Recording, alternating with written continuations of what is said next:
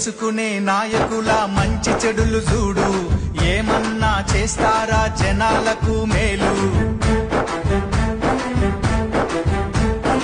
5 ఏళ్ల కాలానికి అగ్రిమెంటు నేడు, ఆగమాగమయ్యి నీ ఓటు నమ్ముకోకు.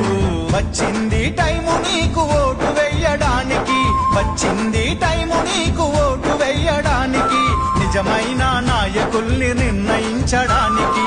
ఓడిపోనీయకు నీ ఓటును, గెలిపించే ప్రజాస్వామ్య బాటను.